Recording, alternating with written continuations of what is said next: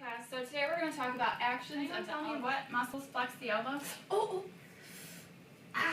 What's wrong? Are you okay? I'm fine. Ouch. Ugh. Are you sure you're okay? I really don't know. I've been having like this serious pain and burning in my elbow. Lately I've just been picking up and dropping things.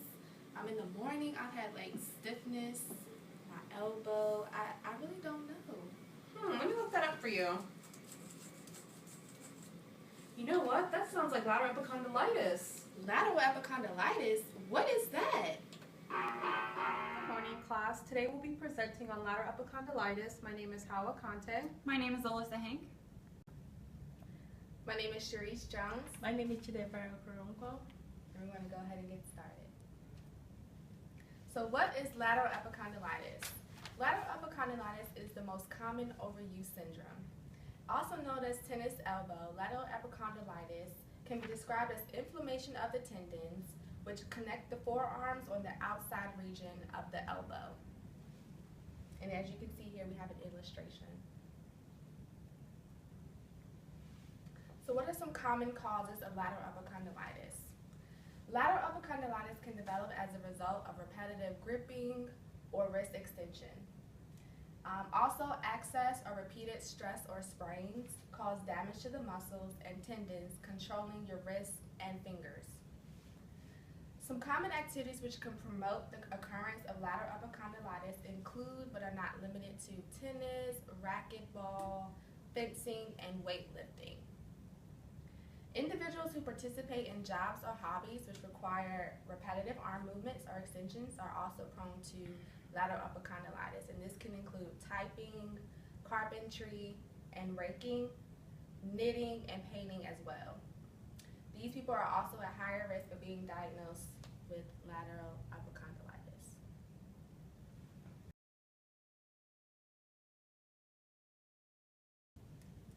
Alright, so when a patient comes into the clinic and they present with lateral epicondylitis, their clinical presentation may include pain or burning or tenderness at the lateral epicondyle, either anteriorly or distally. They may also complain of nighttime aching as well as morning stiffness near the elbow. They may also complain of weak grip strength, increased pain during activities which require use of gripping and or wrist radial deviation. They may also experience tightness of the extrinsic extensor muscles, where pain increases as the muscles are stretched.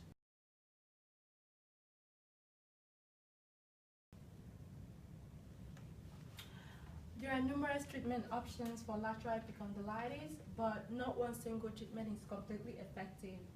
Non-surgical treatment is the most common treatment for lateral epicondylitis.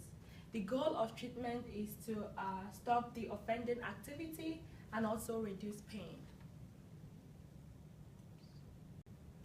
Some of the medical management for lateral epicondylitis include topical NSAIDs, and the most common one that is popularly used is diclofenac, and it offers some short-term relief. There was a study that was done in 2013 about these NSAIDs, and it found out that it can offer short-term relief for up to 4 weeks. You also have corticosteroid injection is effective in reducing pain on the short term, but it's not as effective in the long term. There was also a study done on this, and it revealed that it decreased pain at 6 weeks, but not beyond that period. And then you also have the extracorporeal shockwave therapy, and you also have low-level laser therapy. It has been used, but there is no significant benefits that were demonstrated in the patients that were studied with lateral epicondylitis. So acupuncture is another treatment option for lateral epicondylitis, and there was a study that was done, and it revealed that it can reduce pain for up to 2 to 8 weeks in patients that may have the lateral epicondylar pain. You also have the blood injections, and this is really becoming popular because it initiates the inflammatory process, and it helps to inhale the degenerative tissue and provide like a healing cascade. So it's a new treatment option that is currently being studied.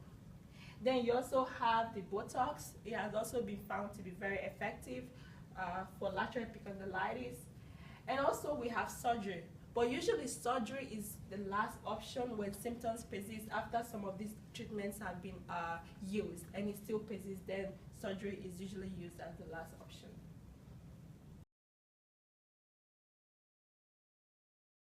Usually there are no complications with lateral epicondylitis, but radioneuropathy may actually exist in a small population of people that symptoms persist that have lateral epicondylitis.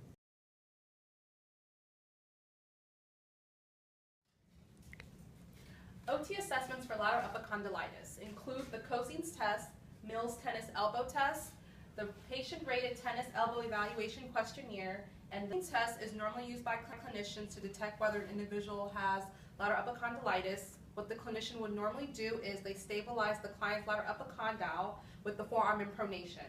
Next, the client is instructed to make a fist with the hand and radially deviate the wrist while the clinician applies resistance. While doing this, if the client experiences pain, that's a positive indicator of lateral epicondylitis. The next test is the Mills tennis elbow test, and this is performed by the clinician palpating over the lateral epicondyle. Next, the clinician flexes the wrist while the elbow is moved from flexion into extension. While performing that motion, if the client experiences pain, that's also another positive indicator of lateral epicondylitis. The next test is the patient-rated tennis elbow evaluation questionnaire. This is an assessment tool that consists of 15 questions related to pain while engaging in your daily activities. Pain is normally experienced around the lateral epicondylitis.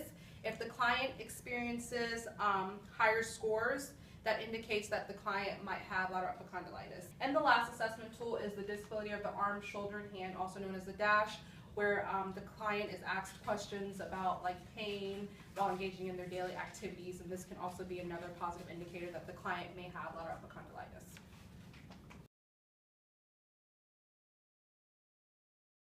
So OT interventions for lateral epicondylitis include education, ergonomics, activity modifications, orthotic interventions using kinesiotape, and eccentric exercises. Ms. C is a 23-year-old female who is employed as an office coordinator. She was recently diagnosed with lateral epicondylitis and would like to return to her job as soon as possible. Following an ergonomic evaluation of her work environment, the following observations were made and recommendations were suggested.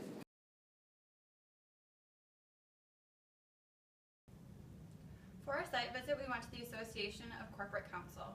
Upon evaluation of the office, we determined that there was appropriate lighting throughout the entire office. We noticed that she had an adjustable chair to make sure she had an appropriate seat height. However, the elbow rests were not adjustable. Their desk and seat were at an appropriate level for her height, and she had enough leg room. The equipment and tools that we noticed were computer screens and keyboards. However, the keyboards were at a distance where extension of the elbows and flexion of the shoulders was required. The computer screens were at an appropriate height and distance. There was also no lumbar support on the chair, and her forearms were resting on the sharp edge of a desk, causing contact pressure. We evaluated Ms. C's biomechanics and posture. We noticed that her shoulders were abducted and flexed. Her elbows were extended with her forearms resting on the edge of the desk. Her feet were flat on the ground, but her back was slightly kyphotic. As you can see, this is the posture I described, where her shoulders are abducted, her elbows are flexed, and she's sitting in an uncomfortable position in her desk. This is her reaching for objects on a desk, on a shelf, and without a step stool. So a little bit more information about Ms. C. Her presenting complaint is lateral epicondylitis. Her symptoms include pain and burning at the elbow, and she also had increased pain with typing at work and noticed that she had been dropping items. She is an office coordinator and has held this position for 3 months. Her job requires her to assist coworkers with office work, deposit checks and other supplies, and order supplies, and help with office projects and administrative duties. Her tools include a keyboard, mouse, and the phone. Her equipment includes a desk, chair, and filing cabinet. She also uses pens, papers, staplers, folders, and other common office items. She reports getting up from her desk about every 45 minutes for about 3 to 10 minutes at a time. so she doesn't cause undue stress.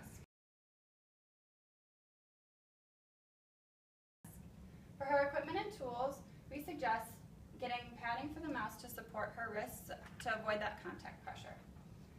We also suggest that she purchase a chair with movable armrests so her elbows can be closer to her, and a step stool for putting away boxes and retrieving things from high shelves. For her biomechanics and posture, we would like her to move her keyboard closer to her so her elbows can be rested comfortably and adducted. As you can see in this picture, her elbows are closer to her with the padding on the edge of the desk. It would avoid that contact pressure on her wrists, and everything is closer to her so she can avoid reaching. This is an overall shot of her desk after our recommendations were made.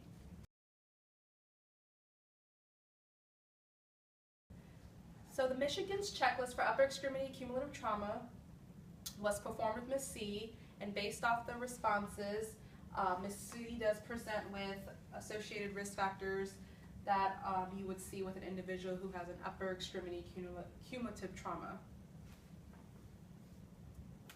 All right, so these are our references, and that concludes our presentation. Thank you for listening and have a wonderful day.